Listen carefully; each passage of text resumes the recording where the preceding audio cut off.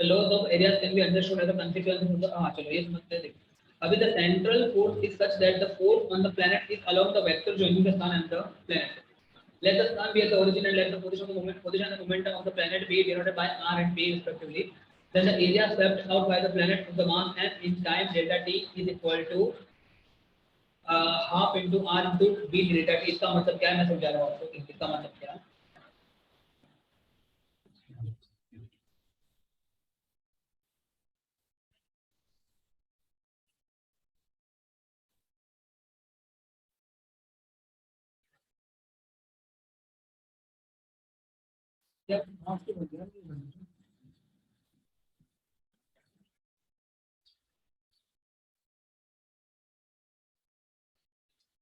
ठीक है half into base into eight इसका मतलब ये जो फॉर्मूला है ना इसका मतलब बहुत ध्यान से समझना क्या लिखा है क्योंकि इजीली समझ में नहीं आएगा.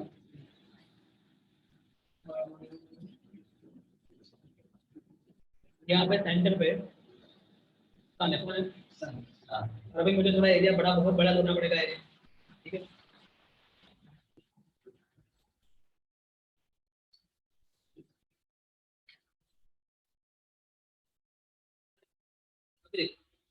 आप फोकस करोगे कहाँ पे ये सेंटर मान लो कि मैंने यहाँ से इतने समय पर फोकस किया लेकिन यहाँ से लेके चलो ये कौन है सेंटर कौन है ये कौन है अर्थ ऐसे रोटेट हो रही है. ठीक है और ये मान लो कि अर्थ का जो पॉइंट है वो ये कौन सा पॉइंट है ये और ये कौन सा पॉइंट है ये भी पढ़े उससे पहले क्या आपको ये पता है ये क्या ड्रॉ किया मैंने बताओ मुझे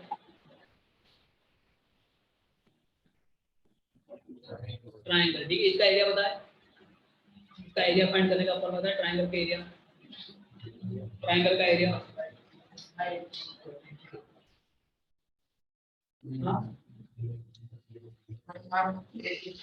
half into base into height मुझे बोलो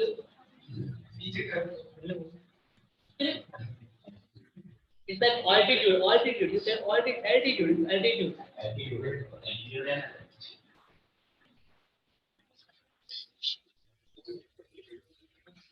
ठीक है ना तो आप इधर altitude तो half into base into altitude. ठीक है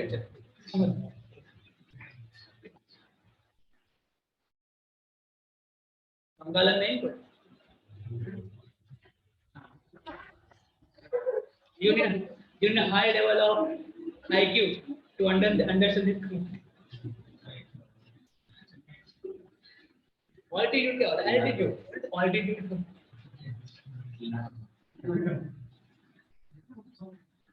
तो नहीं सरल मुझे बोल ज्यादा हम थोड़ी भी altitude चलो देखो तो है A B और ये ठीक है तो ये आपका 90 डिग्री एंगल है यहाँ पे m. ठीक है ओके अभी इसका एरिया कितना होगा half into base into altitude. Agree और नॉट. ठीक है ओके तो देखो ये हो गया आपका. ओके अभी समझना ये मैंने क्यों लिखा है आपको देखो ये अर्थ यहाँ पे थी इनिशियली इसका बोल रहा हूँ इनिशियल पोजीशन इसका बोल रहा हूँ तो अब दिमाग लगाओ अर्थ ने इतना एरिया कवर किया देखो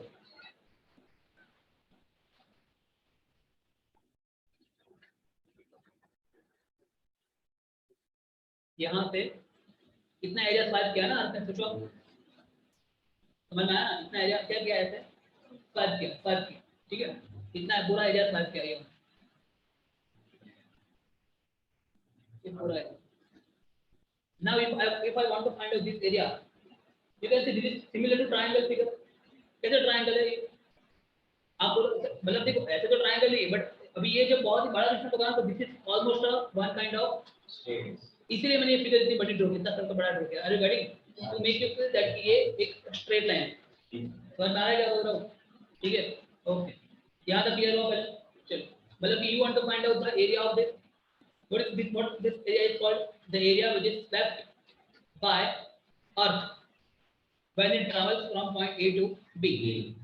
देखो ये अर्थ जब ये अर्थ A से B पे मूव होती है तो कितना एरिया स्वैप करती है that is this area and this area is this और एक ट्रायंगल जैसे बन रहा है और ट्रायंगल का एरिया क्या होता है यहाँ लिख रहा हूँ एरिया होता है half into base into height. तो देखो ये मान लो इसको बेस है, ये बेस दिख रहा है आपको, ये तो बेस लिख रहा हूँ मैं, ए बी क्या लिख रहा हूँ, और यहाँ से लेके यहाँ तक मैं जो ड्रॉ कर रहा हूँ जैसे बटा हाइट, देखो हाइट का यहाँ से लेके यहाँ तक ये जो है ना ये हाइट दिख रही है आपको, ये दिख रहा है परपेंडिकुलर यहाँ पे। तो ये परपेंडिकुलर कितना होगा, जितना होगा सन और अर्थ के बीच का डिस्टेंस होगा, तो उसको आप बोल देता हूँ क्या आर बोल देता हूँ। आप समझ रहे आर मतलब क्या, सन और अर्थ के बीच का डिस्टेंस। और ये दिशा बदल रहा है, मान लो कि यहाँ पे सेंटर में अर्थ है, अर्थ के आसपास मान लो कि प्लैनेट घूम रहा है, तो फिर डिस्टेंस होगा कितना, distance between the earth and planet. Agree और नॉट? ओके, तो ये इसलिए मैंने शॉर्ट में इसको क्या लिख रहा हूँ, आर क्या लिख रहा हूँ, यहाँ से समझ में आया। चलो उसके बाद हाफ इंटू, अभी ये ए बी क्या, तो ए बी फाइंड कर सकते हो आप कहीं से।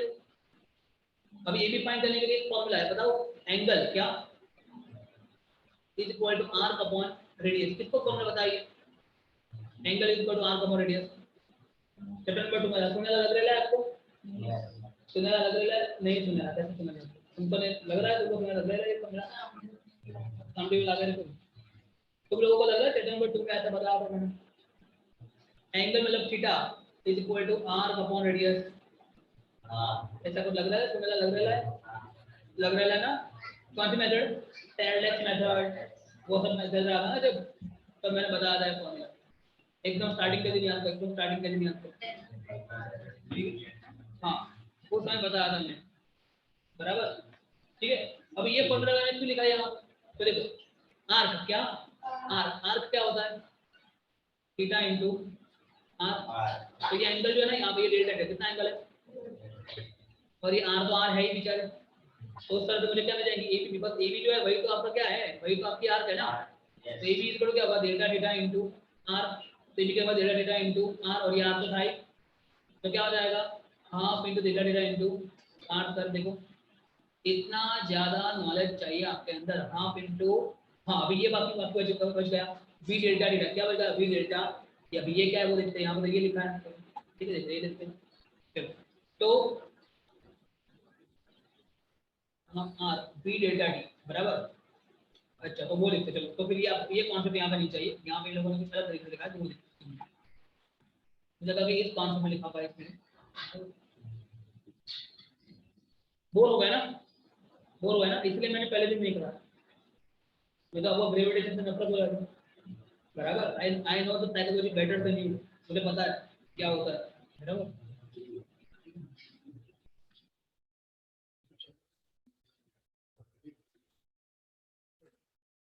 तो यहाँ पे देखो फॉर्मूला, वहाँ पे क्या लिखा है फॉर्मूला, आप देखो फॉर्मूला को मैं ले आता हूँ, ठीक है। यहाँ ये फॉर्मूला मुझे लाना है, ठीक है, कैसे लाना है वो फॉर्मूला आपको ये लाना कि एरिया का फॉर्मूला क्या होता है, half into r equal delta v. देखो ये आर तो रहेगा आर, तो ए बी की जगह क्या आना चाहिए, वी डेल्टा टी आना चाहिए, क्या आना चाहिए, जो क्या आ जाएगा, देखो ए बी 5 है ना, और अब आता है ये formula distance is equal to velocity upon time. अभी इसको आप देखोगे, इसका मुझे यहाँ पे जरूरत नहीं है, ठीक है। तो तो ये sorry velocity is distance upon time, तो डिस्टेंस कितना होगा, वेलोसिटी इनटू टाइम, तो वेलोसिटी और टाइम है डेल्टा टी, कितना होगा आपका डिस्टेंस यहाँ से लेके ये, तो ये भी समझ में आ गया कितना आया, वेलोसिटी डेल्टा। अभी एग्री और नॉट कहता है क्लियर हुआ, तो ये एरिया मुझे मिला, क्या मिला ये एरिया, अभी तक क्या मिला, सिर्फ एरिया में, इतने राउंड के बाद क्या मिला, सिर्फ एरिया में, कितनी फिलाई, ओके। अभी यहाँ पे क्या कर रहे हैं लोग, देखो एरिया को टाइम से डिवाइड करेगा, अगर एरिया को टाइम से, what is the meaning of area को टाइम से डिवाइड करना, मतलब rate of area step, delta क्या है, एरिया स्टेप, उसको समय से डिवाइड कर दो, मतलब क्या, रेट ऑफ एरिया स्टेप जो किया वो, ठीक है, वो कितना आएगा, हाफ इंटू, देखो यहाँ का समझना, इसको मैं इस तरफ ले जाऊँ तो क्या बचेगा, half into r cross b, ऐसा बचेगा, ओके। अभी यहाँ पे आपको एक चीज पता याद करो, जो पी होता है, पी कितना होता है, एम इंटू बी, तो बी कितना होगा, पी बाई एम होगा, ये पता है ना, बेसिक ये मोमेंटम मतलब क्या होता है, मास इनवर्स है, तो क्या होता है पी अपॉन एम, तो बी कितना होगा, यहाँ देखो बी कहाँ है, ये रहा बी, ये दिख रहा है आपको ये, तो बी की जगह पे क्या लिखेंगे हम, बी बाई एम, तो क्या होगा देखो half into r cross p divide by m, और ये आर क्रॉस पी होता है वही क्या होता है, याद करो एल, याद करो एल मतलब क्या, angular momentum, l, l is equal to r cross, l is equal to होता है आर क्रॉस पी, क्या होता है l is equal to r cross p, समझ में आया ये, एल इज इक्वल क्या होता है आर क्रॉस पी, ये मैंने चैप्टर नंबर 7 में कराया था बहुत डीप में। कितने चैप्टर के कॉन्सेप्ट, चैप्टर नंबर 6 कॉन्सेप्ट, 7 का कॉन्सेप्ट। तो you are asking Rishi, but क्या लग रहा है, क्या लग रहा है? मैं आपको बता दूं, चैप्टर नंबर 7 का ये concept, do you think you will be able to do it? आप जो इल्यूजन में रह रहे हो ना, पहली बार मैं बोलूं, क्लियर बोल दूं आपको, इल्यूजन से बाहर आ जाओ। इल्यूजन से क्या करो, बाहर आ जाओ। बराबर। देखो मैं क्लियर बता रहा हूँ, मैं ऑनलाइन टीचिंग का जरा भी अपोजिट वाली पार्टी में नहीं हूँ। मैं भी खुद टेक्नोलॉजी का पूरा समर्थन कर रहा हूँ। बट यदि आप लोग ऐसा सोच रहे हो कि उससे ही हो जाएगा, तो आप गलती कर रहे हो, रिपीट कर रहा हूँ। ठीक है, रिपीट कर रहा हूँ, इसको गलती कर रहे हो आप, रिमेंबर इट। ठीक है, बराबर। वो उसका फिर दूसरी बार टाइम नहीं मिलेगा, क्योंकि आपको 2 साल में खत्म करना है। कई चीज कैसी होती है पता है, कई चीज खुद गलती करो उसके बाद सीखो, ऐसा नहीं होता। कई चीज दूसरी गलती करे ना, उसके ऊपर तुमको सीख लेना होगा। Remember it. हर बार ऐसा नहीं होता कि खुद गलती करेंगे ना फिर सीखेंगे हम। दूसरे का एक्सपीरियंस से सीख लो। That is the then you can be said yourself as a good. अगर नाराज है तो यार थोड़ा दिमाग में कोई है, नहीं तो नहीं होगा ही। ठीक है, अभी देखो कितना ज्यादा यहाँ पे बेसिक है, जो पढ़े उनको तो एकदम क्लियर पता होगा कि हाँ सर, वो मैंने पूरा बॉर्डर ओपन करके बताया था उनको क्या होता है, ये सब हमने पूरा लिखा था। और फॉर्मूला तो याद होगा ही, कंफर्म याद होगा, क्या equal to r cross p. ये तो याद होना चाहिए, याद है कि नहीं है? ये फॉर्मूला याद है ना, याद है ना? एकदम चैप्टर नंबर 7 का आपको पता नहीं होगा, l equal to r cross p, आपको भी नहीं पता होगा l equal to r cross. कितने कितने फॉर्मूला है ना, कितना याद करो। इसको पहले क्या कौन सा फॉर्मूला था, पहले कौन सा फॉर्मूला था वहां पे? बहुत से फॉर्मूला, चैप्टर नंबर 7 के कितने फॉर्मूला है यार। एक तो टाउ, टाउ इक्वल टू क्या याद करो, टाउ का अलग एक फॉर्मूला बता दो टाउ का। टाउ में ओमेगा भी आता है, बट और एक फॉर्मूला बता दो टाउ का मेन फॉर्मूला। टाउ का एक फॉर्मूला, समथिंग क्रॉस समथिंग में क्या आएगा, समथिंग क्रॉस समथिंग, टाउ। इसको कितने मल्टीप्लाई करेंगे टाउ? ऑनलाइन स्टूडेंट का आउटपुट आंसर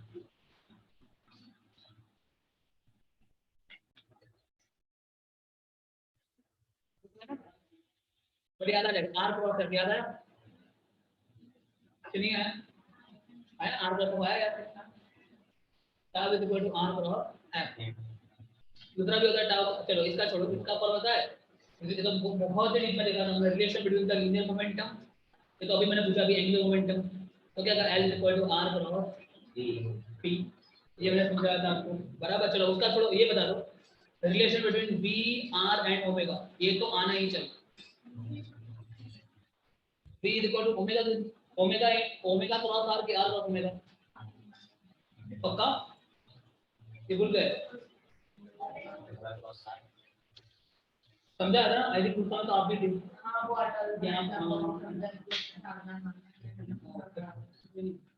तो ये सब तो याद रखना है, समझने के बाद याद भी रखना है। बराबर। तो आपको आइडिया तो आ रहा है ना कितने परिणाम सीधे साइंस मतलब ऐसे रोज करो तो अगर कुछ ना और सब जरूर पड़ेगी, पूरी जरूर पड़ेगी सब। तो थोड़ा सीरियस हो जाना भाई। v is equal to omega cross r होता है, ठीक है ना कि v is equal to r cross omega. ऐसा करेंगे तो आगे से पूरी सेट नहीं होती, याद करो पूरा मजा आ जाएगा। बीच में बात की थी हमने, वही सबसे मेन चीज थी वो चैप्टर, वही मेन चीज थी जो कि आगे भी जरूर पड़ेगी आपको। बराबर। चलो ठीक है, क्या करें अभी, तो इस पे फोकस करें देखो। बराबर। तो देखो फिर से अभी इसको वापस रिकॉल कर रहे हैं, यहाँ पे क्या है, इसको मैं फोटो लेके लिख लेता हूँ, इसको वापस प्रूव कर देंगे इसमें। मुझे तो पता ही है कि बोरिंग टॉपिक था, इसलिए मैंने नहीं कराया था उससे। देखो इसको समझते क्या लिखा है, फिर से देखो। पहले आपको ये समझ में आ गया होगा, जो एरिया का फॉर्मूला है वो कितना होता है, half into r cross b delta. ये समझ में आया, इसमें कोई डाउट नहीं है ना? उसके बाद इन लोगों ने पता है क्या किया है, half into r cross b delta. आपको पता है कि पी इक्वल टू क्या होता है, एम बी। तो यहाँ पे बी इक्वल टू क्या होगा, पी बाय एम। तो बी की जगह पे क्या रख दिया, p by m delta T.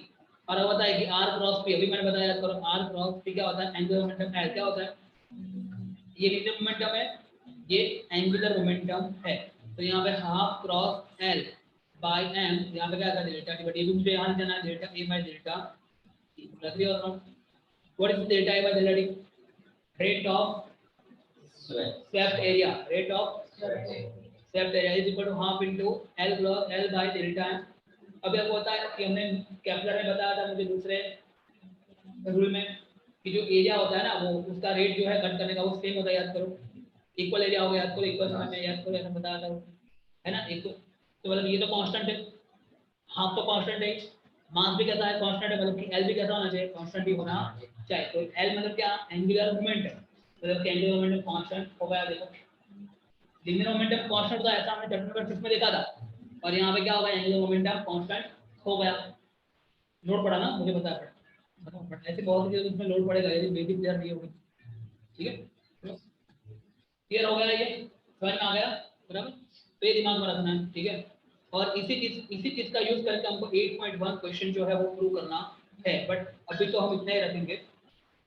चलो 8.1 कर लेते हैं, 8.1 ही बाकी, बिकॉज 8.0 तो हमने किया था ना पूरा, फिर तो कल हम करेंगे एक्सरसाइज और एग्जाम्पल करेंगे, 2 दिन अभी और इस चैप्टर को देंगे, और फिर स्टार्ट करेंगे चैप्टर नंबर 5 नहीं 13 कंटिन्यू करेंगे, ठीक है। वापस बेंजीन का बाकी बहुत कुछ बाकी बेंजीन का वो करेंगे, ठीक है। चलो इस क्वेश्चन को देखो, ठीक है।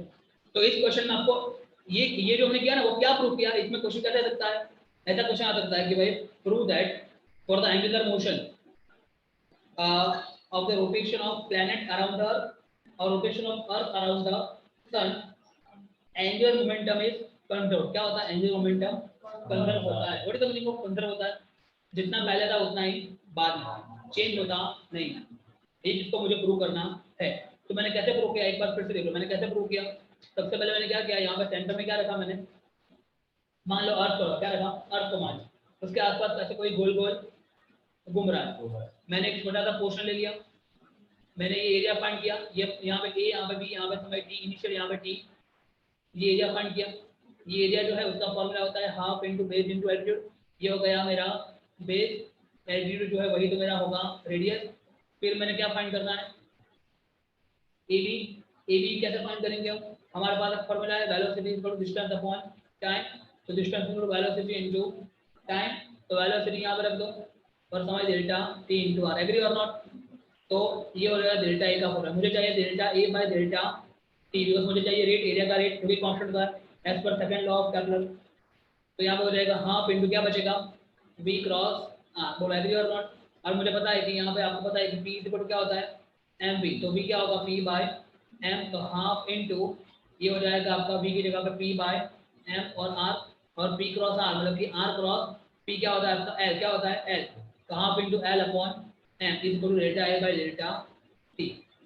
इसमें ये कांस्टेंट है, ये भी कांस्टेंट है, ये भी कांस्टेंट है, तो ये भी क्या होगा कंपलसरी, मतलब कि एंगुलर मोमेंटम आपका जो होगा ना यहाँ पे गोल गोल घूमते रहना, एंगुलर मोमेंटम कैसा रहने वाला है, कांस्टेंट रहने वाला है, बदलने वाला नहीं।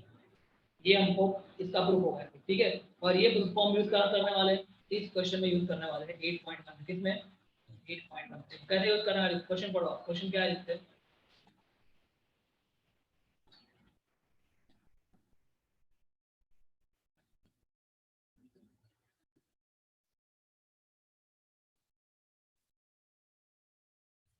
क्या देखो, late the speed of the planet at the perihelion P is figure 8.1 BBP। अभी आपको पता है, याद करो, ये फिगर मैं ले आता हूँ, चलो और एक फिगर लानी पड़ेगी मुझे यहाँ पे, ये फिगर देखो, याद करो, इस फिगर में मैंने आपको समझाया था इसको क्या बोलते हैं, ठीक है।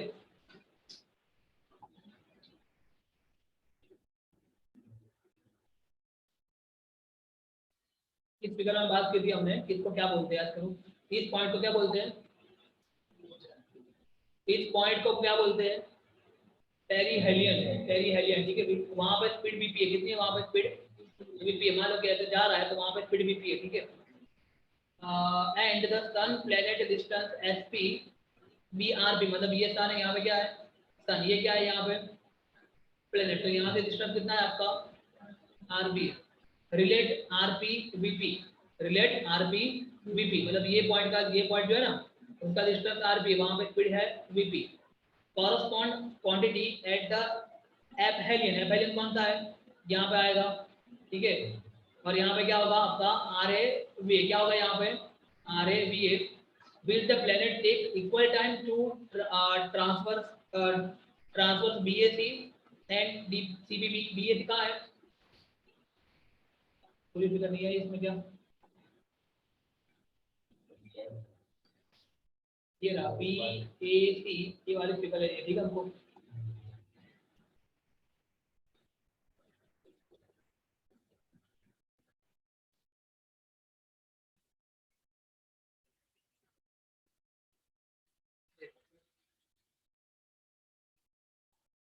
तो देखो पहले का will the planet take the equal time in travel B A C C B B. देखो बी ए सी का है, ये बी है, ये ए है और ये सी है। तो बी ए सी मतलब ये वाला समय, और दूसरा कौन सा है सी बी बी मतलब ये समय। तो क्या है दोनों में ट्रैवल करने में सेम समय लगेगा क्या अलग अलग लगेगा? तो आंसर है सेम समय नहीं लगेगा, अलग अलग लगेगा। समय लगेगा 1 मिनट, कि इसमें एरिया इतना है, इसमें एरिया इतना है, और एरिया जो है वो कैसा होना चाहिए, सेम होना।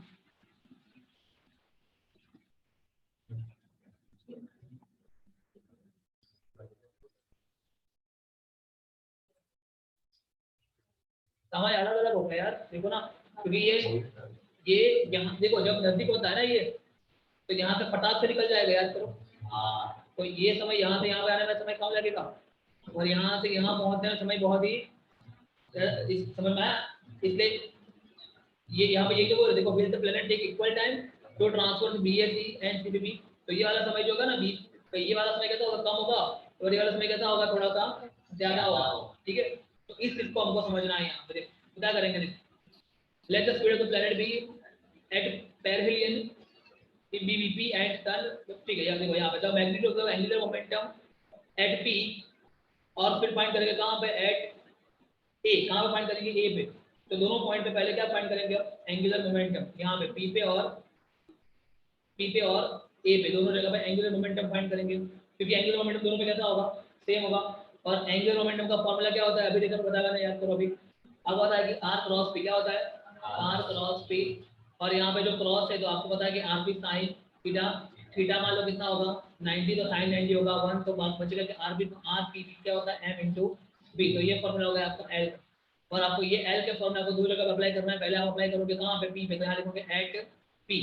तो क्या लिखोगे, L P is equal to क्या, आर मास और वेलोसिटी एट पी। और फिर अप्लाई करोगे कहाँ पे, एट एट ए, कहाँ पे, एट ए। तो वहाँ लिखेंगे L at A is equal to क्या, R mass velocity at A. क्यों मैंने ये सेम लिखा, बिकॉज रेडियस यहाँ से यहाँ की जो रेडियस है वही रेडियस तो वही है ना, एक्चुअली रेडियस, एक मिनट, बराबर। देखो रेडियस भी अलग अलग है, मास भी सेम, रेडियस अलग अलग है, तो रेडियस भी अलग अलग है। बिकॉज अपना सन यहाँ पे, तो यहाँ से देखो ये डिस्टेंस जो है वो थोड़ा कम है, और ये डिस्टेंस कैसा है, थोड़ा ज्यादा है। तो यहाँ पे क्या लिखना पड़ेगा, आर पे, और यहाँ पे क्या लिखना पड़ेगा आपको, आर, यहाँ पे लिखना पड़ेगा आपको आर पी, और यहाँ लिखना पड़ेगा आपको आर ए। क्या लिखना पड़ेगा, आर ए। और ये दोनों कैसा होता है, सेम होता है, मोमेंटम सेम होती है दोनों पॉइंट पे, हर एक पॉइंट पे। अभी हमने देखा कंजर्वेशन ऑफ मोमेंटम में, तो क्या है इसे, एल पी और एल कैसा होता है, सेम होता है। एल पी कितना है, R R P M V P, क्या होता है, R P M V P. L कितना होता है, R A M B A, क्या होता है, R A M B A. Therefore M M cut हो जाएगा, तो R P upon R A is equal to V A upon V B. ऐसा होगा। तो देखो आपको इक्वेशन भी कहीं यहाँ पे। अभी देखो आप दिमाग लगाओ, ये दो में से ज्यादा कम कौन है, दो में से कम कौन है, ये कम। देखो ये यहाँ से लेके ये जो है ना, ये क्या है आपका आर पी, और यहाँ से लेके ये क्या है आपका आर ए। कौन कम है, आर पी कम है। तो यहाँ पे आर पी जो है वो आर ए से कम है। तो यदि आर पी कम होगा और ये ज्यादा है, तो इस तरफ भी ये कैसा होगा, कम ही होगा, तभी तो इक्वल होगा ना। तो वी ए कैसा होगा, कम होगा किससे, वीपी से। मतलब कहाँ पे स्पीड कम होगी, ए पे कम होगी, और देखो यहाँ पे कम ही होती है, आपको पता है। यस। और यहाँ पे स्पीड कैसी होती है, ज्यादा होती है, नजदीक होगी तो स्पीड ज्यादा होती है ना। समझ में आया थोड़ा क्वेश्चन, ऐसा क्वेश्चन है यहाँ पे। और उसके बाद क्या पूछा, इसकी बात की एरिया के कवर करने के बाद लोगों को पता है कि यहाँ पे स्पीड कैसी होगी, ज्यादा होगी ना इस तरफ, यहाँ पे स्पीड ज्यादा होगी पूरे एरिया में, पूरे सेक्शन में। इसलिए इक्वल टाइम पे ये कवर होगा नहीं, ये जो ट्रांसफर है वो इक्वल टाइम पे कवर होगा नहीं। यहाँ से यहाँ पहुंचने में कम समय लगेगा, यहाँ से यहाँ पहुंचने में ज्यादा समय लगेगा। इसका आंसर आपको लॉजिकली ऐसे देना है, लॉजिकली आंसर दे देना है एज पर कैपलर सेकंड लॉ।